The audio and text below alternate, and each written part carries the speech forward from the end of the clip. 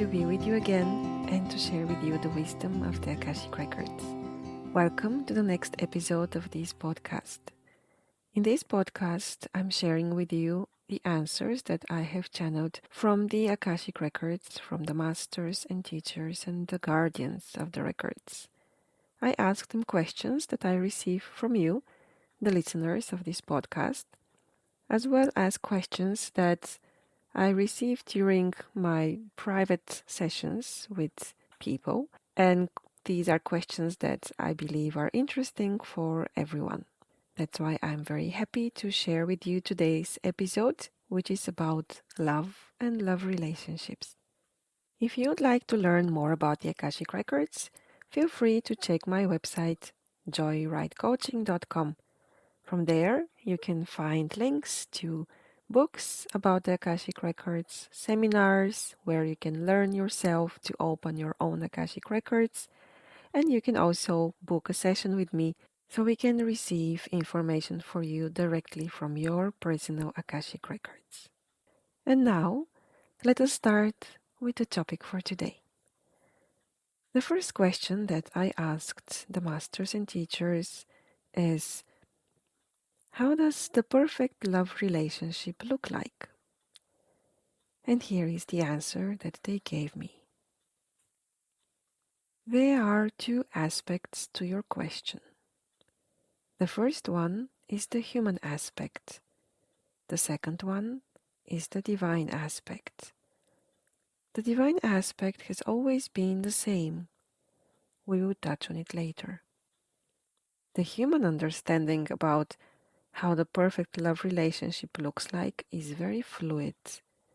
It changes often and radical, sometimes even twice or three times within a generation. So the perfect relationship you're looking for is a combination of the two aspects, the divine aspect, which remains constant throughout time and space, and the human aspect of your current time and space. Let us first speak about the human aspect.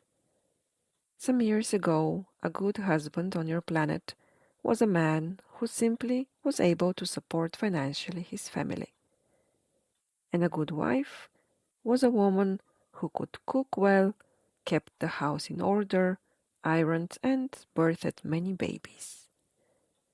For the most of you who are listening to this podcast today, these definitions are outdated, untrue, definitely not enough for a happy marriage, and maybe even insulting.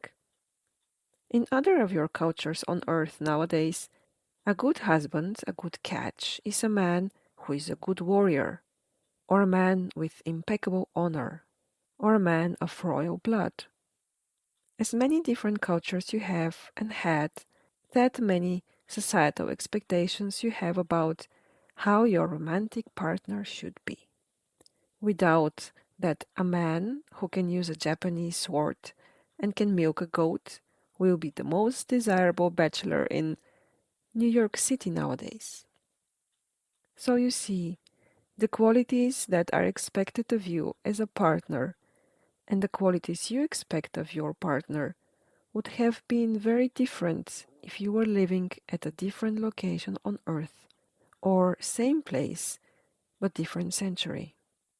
To make it even more complicated, you were raised by parents with one set of expectations for a life partner, and you ended up living in a world with a different set of expectations. So you see, all these qualities of a good catch are an illusion and are not a guarantee for a happy relationship. But you are a herd kind of a species, meaning for you to thrive, you want to be in harmony with the herd you live with, meaning the expectations of your fellow humans are also important for you, regardless of what you say. Luckily for you, within your herd there are subherds, meaning you can always find a group of people who will think similar to you, and you can receive the dreamed approval from them. For example, a woman gets divorced. Her parents and the friends of her parents it's possible to not approve of this decision at all, so the woman will feel uncomfortable in this subhurt because she will not be fulfilling their expectations.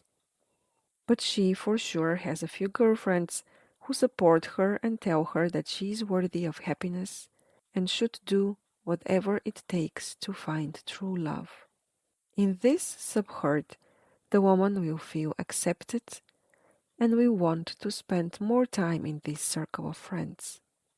Regardless of what you say, you do crave the approval of your fellow humans, and this also determines what you consider a successful love relationship. But the good news is that humans are so diverse, and you will always find a group of them who will see the world like you, and you can thus enjoy their approval. This is part of what it means to be wise, to know your weaknesses for the weaknesses they are, and then to not judge yourself. If you need approval to be happy, go find it at the right place and the right support. Now let us speak about the divine love, because this is what you all truly crave for. And this is what you have been trying for thousands of years to explain and quantify with the above mentioned human qualities, which actually have nothing to do with the divine love. The human qualities and expectations of a love relationship are actually qualities you need in a partner so you can survive the earthly life easier. In the past, women needed a man who can protect them because the world was a scary place. Nowadays, women need a man who they can call an equal partner because the world is too overwhelming for a single person to deal with it with ease. And men in the past and also nowadays need a woman if they would like to have their own biological children. And this is all fine. You don't need to judge yourself for having earthly needs. Yes, you are partners on earth, and you are supposed to help and support each other on earth. But do not confuse the earthly support a person can give you with the divine love that you crave for. This is where most of the problems in modern relationships come from. The men say, she is beautiful and great in bed and a great mother and a great partner, but the spark is gone. And women say, he is a great dad and a caring husband, but I need more. This more, this spark you lack, you look for it in the material qualities of your partner, while you need to look for them in his and her divine qualities. Making love, for example, is a slice of heaven where you feel whole again for a while, where you feel the oneness, where you can let go of the control and just enjoy the flow and beauty of life. And you want to feel like this all the time. And if you don't, you think there is something wrong with your partner and that you need a new one. There is nothing wrong with your partner. Your partner is who he or she is, and you cannot change this. But you need to open your own eyes and your own senses for the divine energy that is always around you, so you can feel that oneness, peace, and ecstasy on a constant basis, and not only from time to time. This is actually your true wish. So if you want to have a successful love relationship with another human being, we ask you to lower your human expectations and to raise your divine expectations. Do not look for a list of specific human qualities in your partner, but look how you can inspire the divine in each other. And sometimes the divine can be inspired by the good and sometimes by the bad. Some people grow when left in peace, and others grow when poked in the butt. It is very easy to know what God needs you to do. It is the thing that is right now in front of you, and you need to simply deal with it. God's ways are not mysterious at all. They are in fact very obvious and simple. Do what's in front of you and do it in the best possible way and with the most amount of pure love you can muster. That's it. Are we pro-divorce? Yes. Are we pro staying together till death does you part? Yes. We are simply pro your growth and happiness. And growth sometimes hides in the most unpleasant places, and the happiness is sometimes sweeter when you have tired yourself before that from working and trying. This was the answer to the first question. Now let us go to the second one. The second question that I asked to the masters and teachers of the Akashic Records is, what can you tell us about cheating? This is nowadays a thing that often breaks relationships. And this is what their answer is. The cheating of the heart is a much bigger transgression than the cheating of the body. Contrary to what most people think, simply sleeping with someone else is innocent. It's like loving the food someone cooks, but then occasionally going to a restaurant or two. This doesn't mean that you will never again enjoy or appreciate the home-cooked meal. After all, everyone knows that the homemade is much healthier and full of love and nutrients than the restaurant food. A bit of diversity can even be good. The question about the number of parallel partners you can have is an old one, and each tradition and religion has solved it in its own way. In Islam, a man is officially allowed to marry up to 4 women. In some African cultures, a man can have up to 100 wives. In some older civilizations of yours, it was the women who had many husbands and lovers.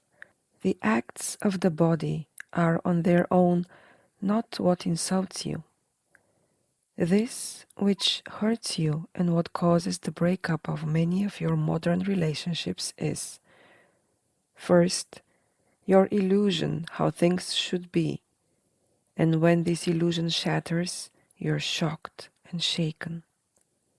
Second, your heart feels betrayed. And this is the real problem, how the heart feels. When a woman expects that her husband can have 3 other wives, she is not offended or hurt when he goes to one of them.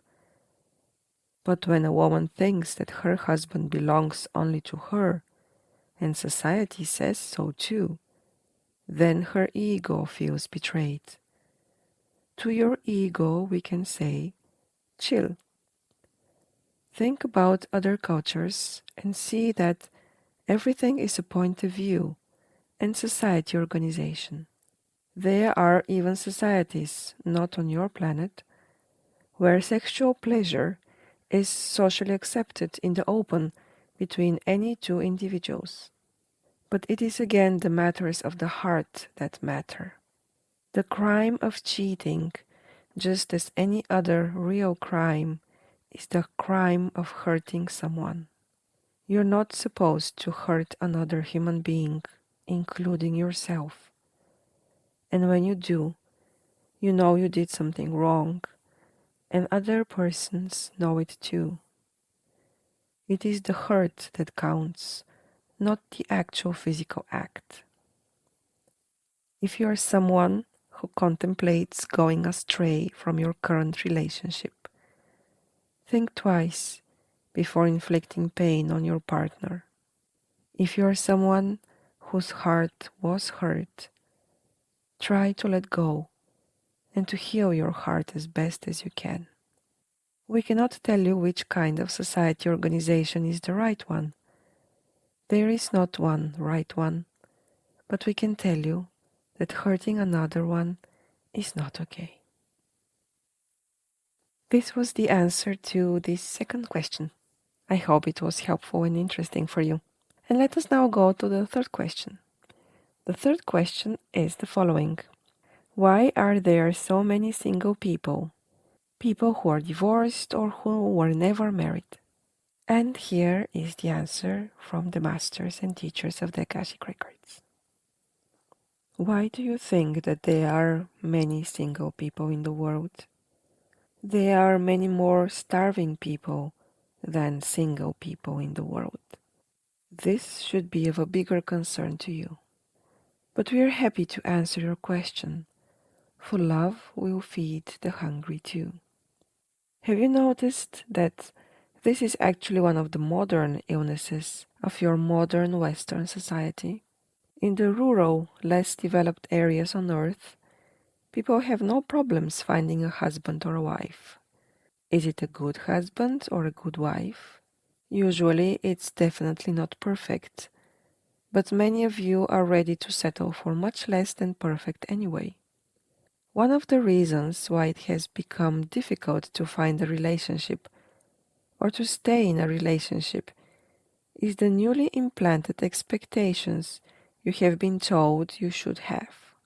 It has started many years ago when your fairy tales explained to you what a princess and a prince are. A princess is a beautiful woman who all day sings and does nobody knows what. And a prince is a man who knows how to fight and ride a horse and is rich and handsome.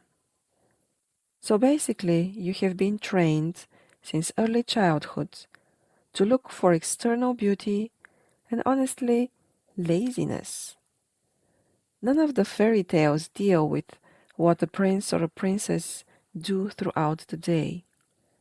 And no child wants to be the poor cook or the wood chopper. Riches, fame, and external beauty. This is what you're trained you should dream of. And also later in life, your media keeps the fairy tale going.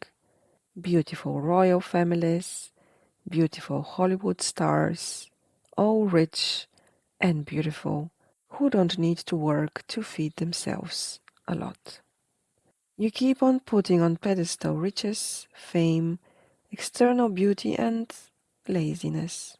And these are all qualities that have nothing to do with real love and kindness of the heart, which are the things you actually desire. You need to rewrite your fairy tales, dear ones, and you need to remember what really matters in life. So when you meet it, you don't pass it and lose it. In most cases, it is simply that you cannot recognize the luck you have when it's right in front of your eyes, because you expected it to look a certain way, and if it doesn't, you simply don't want it. Why do many people get divorced, you ask? Getting divorced is not a bad thing per se. You're no swans. You're free to have as many partners as you have. It is your heart that determines the capacity of how many people you can love unconditionally. Is there a limit on how many children you can have? Has ever anyone told you that you're a bad parent if you have more than one child? No. If you love and can care well for the children, make as many as you wish. In your heart there is space for them all. It is your physical limitations that limit you, your age, your finances, your house size, but not your ability to love. It is the same with romantic partners. You can have as many as your heart can keep. The marriages that survive have a strong base, and as you live in a dualistic world, it is either a solid material base, you're in it for the material gains and they keep you two strong together, or it is a solid spiritual base. You love each other and cannot imagine life without your partner. Can you stop loving your child? Your child will always have a special place in your heart. If you base your romantic partnership on spirit, it should be the same. Your partner should have a very special place in your heart, and no matter what he or she does, you cannot stop loving them. So if your relationship doesn't have a solid material or spiritual base, then it is very possible that it falls apart if you find another partner who can maybe offer you a stronger base, either material or spiritual. It brings us again to your fairy tales. You simply very often get confused about what you should be looking for and what can really make you happy for a lifetime. The next question I would like to ask the masters and teachers is how to keep your current love relationship successful. Let us see what advices they have for us. Dear children, the most important love relationship you will ever have is with yourself. If you are not well, you cannot be there neither for your kids, nor for your friends, family, or life partner. You should first put the oxygen mask on yourself. These are the rules of the life on earth. If you are running out of oxygen, you die. The spirit can also die. But before it dies, it makes noise, just like the body. If your heart is slowly dying in a relationship, there will be signs, and you should be the one to notice them. And you should be the one to search help and heal. Two souls come together in life to grow. They grow either through love or through hardships. It is usually a combination of both, but one of the two prevails. The problem with staying too long in a tough situation is that you might stop learning in it. You might get numb in order to survive. And this will be then the end of it all. Many people spend a lifetime in a loveless relationships, never asking themselves why. And the next time the soul will plan more wake-up calls on the path to ensure that this cannot happen. So the answer to your question is simple. How to keep your current love relationship successful? Keep yourself happy first and make sure you grow in the relationship, and then keep your partner happy too. Like with the oxygen masks, put yours first and then help the people around you. If you let yourself die, figuratively speaking, of course, your relationship cannot be a happy one. And if you leave your partner struggling and dying, you're again at a loss with the happy relationship. We again go back to your fairy tales. Your fairy tales just teach you, wrongly, what you need to look for in a partner, and then they end at the wedding. Nobody thought you needed to know how to lead a successful marriage. Mothers to newborn babies need help, and this is supposed to be one of the most natural things for humans to do, birth babies. So why do you think you don't need help with learning how to have successful relationships? We cannot explain it all to you now. It is so vast. But we can tell you that you do need to learn how, and you do need to keep on learning how. Your society, your planet needs basic education on how to be human, how to be a good friend, a good parent, a good life partner, and you need this education very early in life. You don't need to teach kids foreign languages and computers when they're little. You simply need to teach them the human language. So try to patch your current relationships as good as you can and start working on creating the first non-broken generation on Earth for the past few millennia. So, dear ones, these were the answers from the masters and teachers to the questions I asked them about love relationships. I know this is a very, very vast topic, and I'm sure there have been many interesting things you heard now from the masters And at the same time, many questions arose. So, if you have questions that you would like me to ask in the Akashic Records, feel free to email them to me at info@joyridecoaching.com. If you'd like to learn more about the Akashic Records, just visit my website, joyridecoaching.com. There you can find information about books, seminars, and personal readings from your own Akashic Records.